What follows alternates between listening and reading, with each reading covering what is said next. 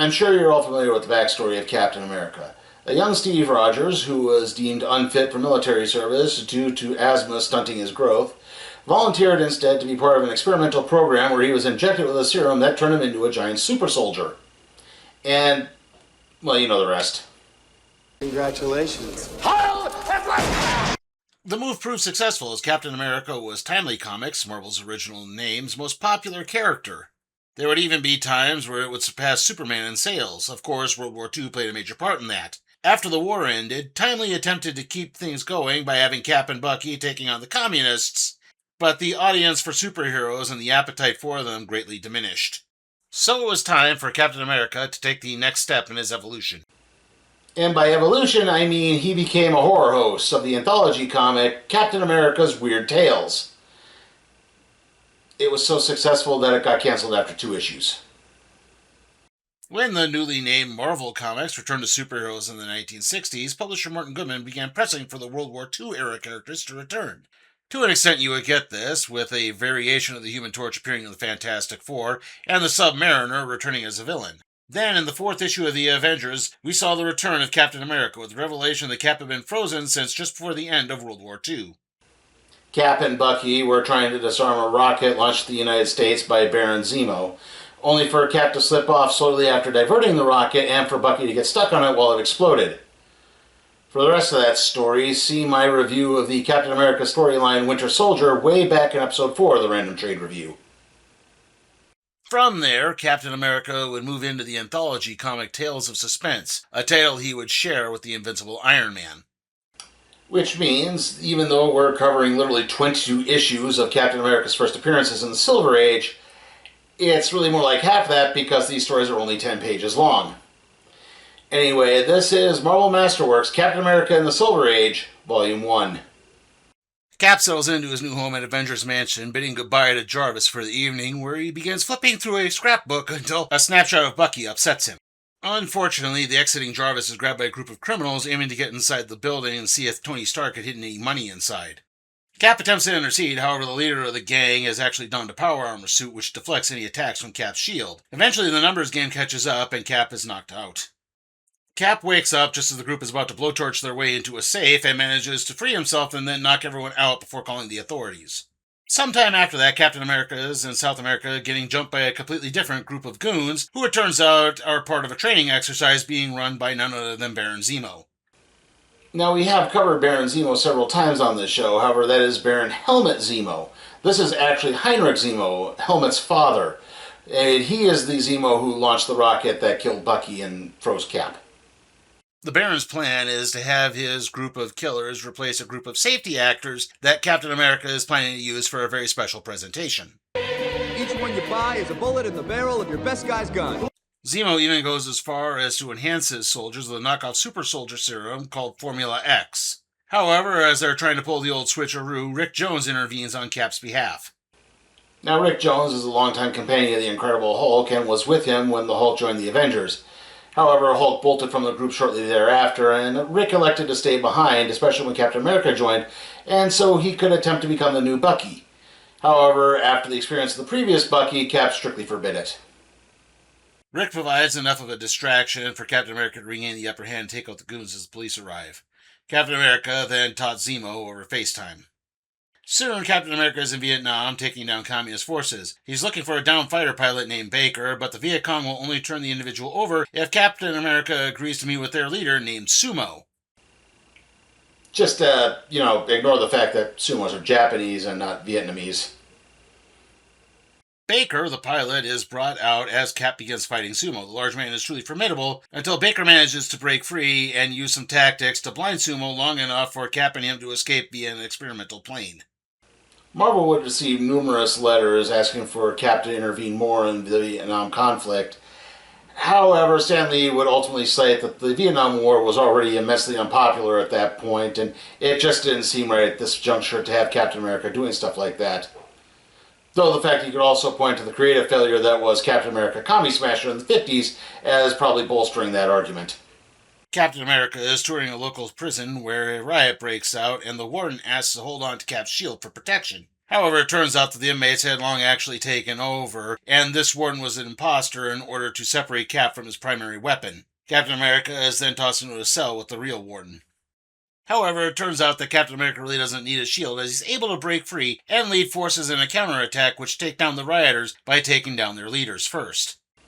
Now, the next story is just a recap of Captain America's origins. So, we've already kind of covered the Steve Rogers becoming a super soldier story. So, at this point, we're going to pick things up where he is stationed at Fort Lehigh as Private Steve Rogers in order to cover Cap's true identity. At Fort Lehigh, Steve met a young orphan named Bucky Barnes who had become camp mascot after his father was killed on a training mission. One night, Bucky caught Steve changing into his Captain America gear, so Cap enlisted him to be his official sidekick to keep the secret, and the duo are soon top-notch heroes. There's little rest for Steve and Bucky, though, as they hear of a new stage show being run by so-called psychics Sando and Omar. The two flake out of KP duty in order to take in the next performance, where they see a journalist attempt to slip into Sando and Omar's dressing room after her request for an interview is rejected. Cap and Bucky then do some investigating of their own as they discover a holographic projector presenting Sando's predictions as real. This leads to a chase right back to the dressing room where it turns out Bucky and the female reporter have been taken hostage. The reporter reveals that she's Special Agent 13 as they fight themselves free. In the ensuing fight, Omar is killed and Sando is eventually placed under arrest. Up next, we have a retelling of the debut of Captain America's greatest foe, the Red Skull. Although you're not actually going to be seeing too much of the skull in this story because the giant swastika in the middle of his uniform would get me in trouble with YouTube. Steve and Bucky drop off lead researcher Major Croy at his home. The two are worried as several other Army higher-ups have been attacked recently. The Major pays no worry and orders the two back to Fort Lehigh. Unfortunately, a few hours later, the Red Skull breaks in and kills the Major in his study, presumably with a lead pipe. After discovering things with the police, Cap and Bucky split up to cover more ground in hopes of catching the killer. Bucky happens across a bank robbery being led by the Red Skull and is soon overwhelmed. However, his yelling gets to Captain America, who immediately comes to the rescue, only for the Red Skull to slip out the back door. Things go from bad to worse as the next day, George Maxson, one of the military's main contractors, is overseeing the test flight of a new bomber. Unfortunately, the plane's controls suddenly jam shortly after takeoff, and the plane eventually crashes, killing all on board. Maxson is more upset about the destruction of the plane and the money he's lost, which makes Steve Rogers suspicious. Those fears were confirmed as Cap and Bucky hear a scream from the General's headquarters a few hours later and find the Red Skull terrorizing the housekeeper. They knock him out and reveal that he is in fact none other than George Maxson. Now, in the original story, Mr. Maxson ended his life via cyanide pill. However, in this story, they've changed it to a German individual who was surgically altered to look like Maxson, who is just a puppet of Johann Schmidt, the real Red Skull. Captain America is somehow taken hostage by the Red Skull, who goes over his backstory. He was a homeless orphan and pickpocket in Germany who joined up with the Reich just as they were coming to power. However, he himself didn't really find much power as he became a manservant of Der Fuhrer, who decided one day to just turn his new manservant into a super soldier through sheer force and tenacity. Johann was put through several backbreaking pains of labor, eventually being turned into a being of pure hatred so powerful that even old Adolf began to fear him. The Red Skull immediately began making his power play by taking out Der Fuhrer's closest advisors until only he remained. Captain America then manages to break free, only to suddenly pass out as the Red Skull begins the next phase of his plan by brainwashing Captain America to take out Allied leaders in London. Meanwhile, Bucky has escaped his jail cell and led a revolt of the other prisoners as the Skull forces begin loading up for their attack. He knocks out one of the smaller troopers and steals their uniforms so he can try to get to Cap when he spots on the plane. Once they've arrived at London, Bucky tries to gain Cap's attention, but to no avail. Instead, Captain America makes his way into the General's office and points the gun, only to suddenly freeze, as he just can't seem to shoot him. A struggle ensues, and then the gun goes off. Thankfully, no one is hit, as Captain America is back to his old self. At least until 2016. Bucky comes in with a platoon of Allied troops, and the invasion is quashed. That being said, the Red Skull is a backup plan, as he's now after an experimental weapon the Allies are said to possess. So he activates a sleeper agent and has him escape the POW camp in order to steal this new weapon. The sleeper escapes and uses some hidden smoke bombs to cover his tracks. Steve and Bucky pursue him, but it's too late as the weapon, a disintegrator gun, is now in the agent's possession. However, he winds up using it too much that it reverses the polarity of the neutron flow and overheats, eventually exploding. That said, Cap is also knocked unconscious, forcing Bucky to have to change him back into Private Steve Rogers to avoid discovery. The Red Skull remains undeterred as he coerces a British expat scientist named Dr. Cedric Rawlings to develop miniaturizing technology to use against Cap and Bucky. The Doctor goes through despite the pleading of his sister Celia. Meanwhile, Steve Rogers elects not to bring Bucky along on his next mission, citing that it's far too dangerous for a teenager. If only Captain America had just continued that philosophy, Bucky could have lived to a ripe old age, married Cap's wartime girlfriend, and Captain America would instead go on to break up the marriage of Hank and Janet Pym. Where the hell did I get that idea? Naturally, Bucky ignores Steve's advice and just sneaks ahead in order to scope out their target, who turns out to be Dr. Rawlings. Of course, this just leads to him getting jumped and knocked out.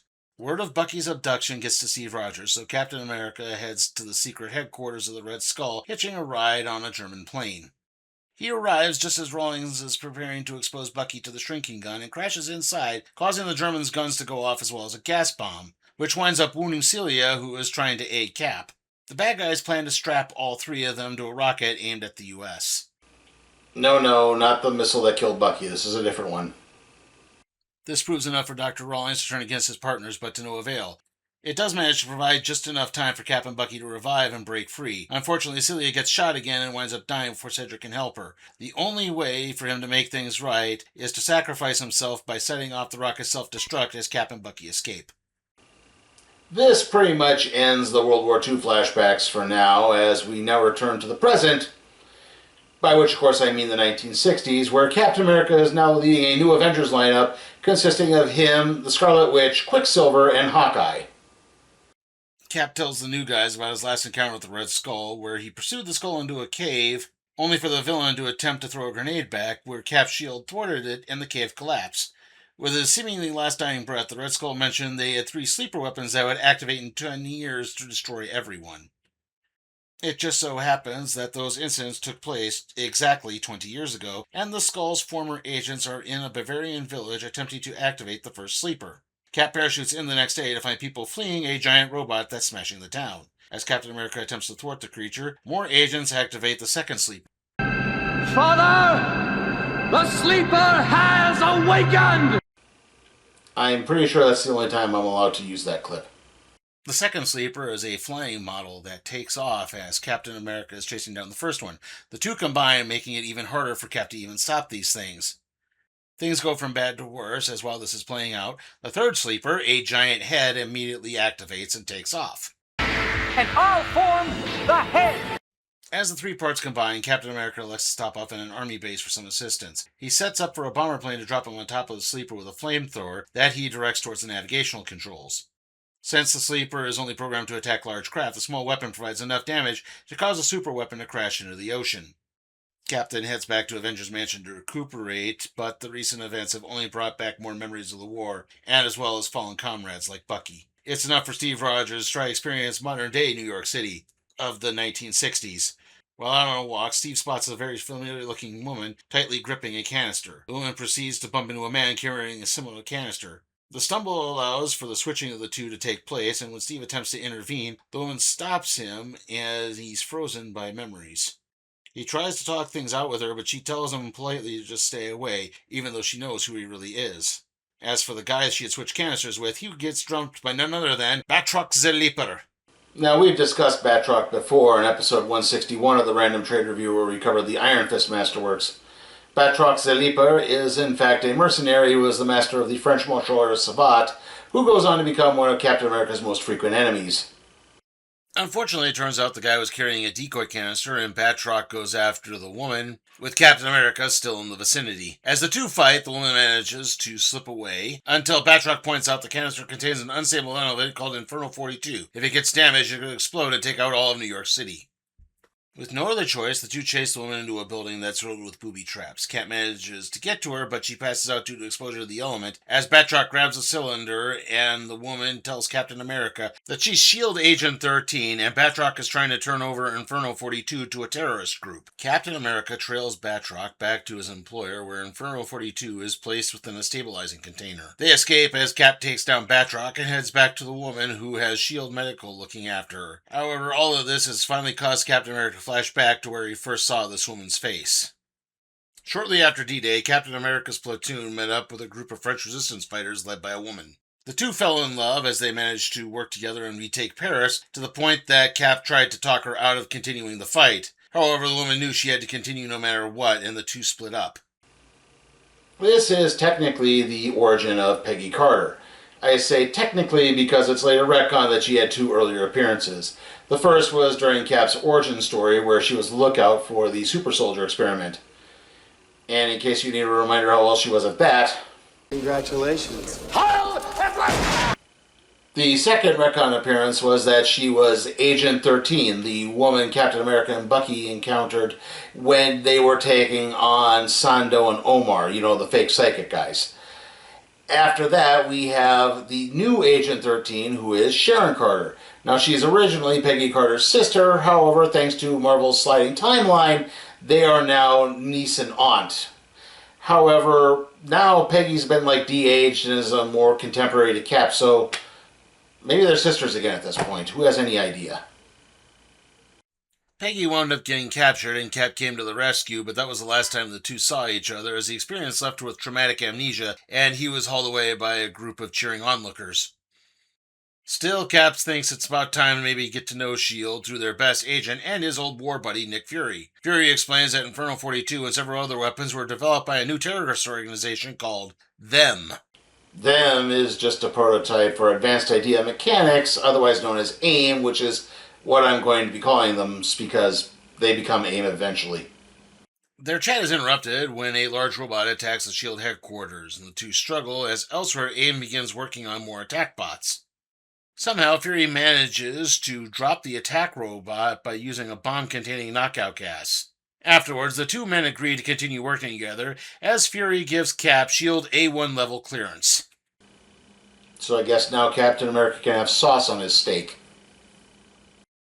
However, AIM has not finished their attacks as they've moved on to a power station in the middle of Manhattan. The police also try to intervene, but that's mainly because all they see is Captain America punching at the air. This is due to the unique helmets that AIM assassins are wearing, which hypnotize all except for Cap. Its technology being developed by the group's newest ally, a revived Red Skull. Captain America discusses what happened with AIM with a psychologist, however that in itself gets interrupted by another AIM attack that only Captain America can see. However, in this case, a window winds up getting smashed. It's enough for Cap to finally decide to go to S.H.I.E.L.D. for help. The next time AIM attempts to jump Cap, he's sporting a jamming device that allows them to be seen. He quickly takes them down and apprehends them. However, there's no worry for the Red Skull, as he's gotten enough power to start fueling his ultimate weapon, the Cosmic Cube. The next thing Cap knows, he sees a plane flying through New York City that he recognizes as belonging to AIM. It crashes into the East River, and Cap manages to pull the pilot to safety long enough for the pilot to tell him of the Red Skull's return, as well as the Cosmic Cube. It turns out that the Skull has now abandoned AIM in favor of the Secret Empire.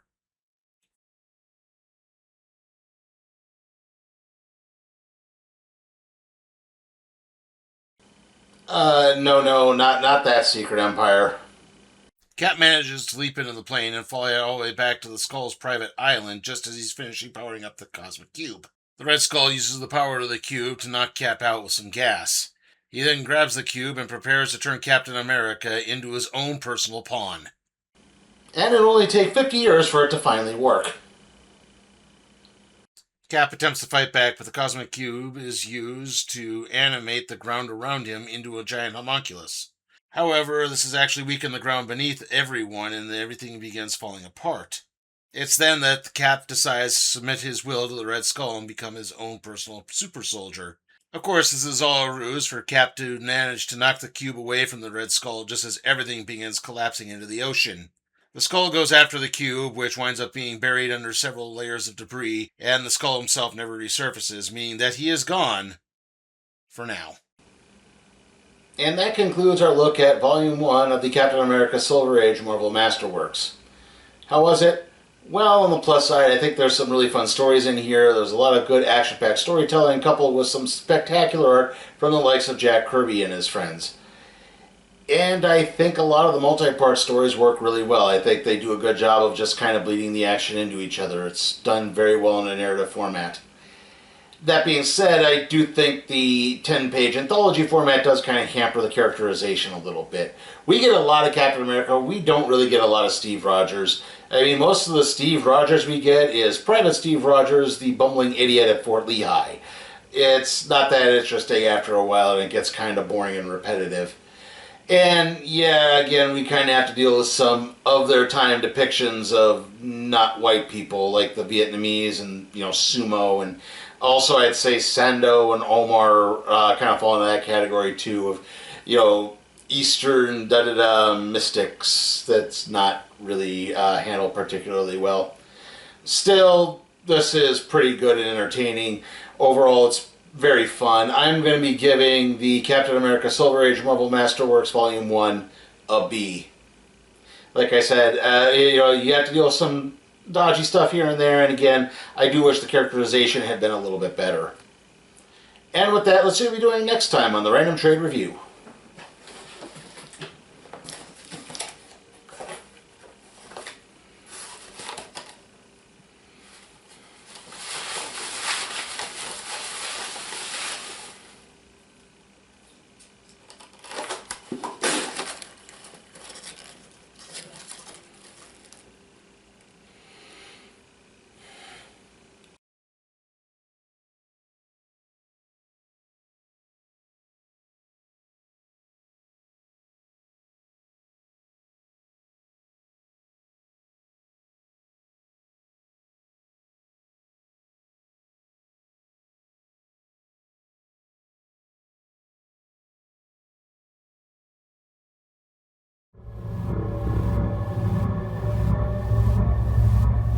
Hey guys, remember you can support my work at patreon.com/CP Time for Cat Productions, where you can even request a trade to be put in the randomizer, aka the cardboard box. Also, remember to like, comment, share, subscribe, and ring that notification bell so that you can be notified for further videos.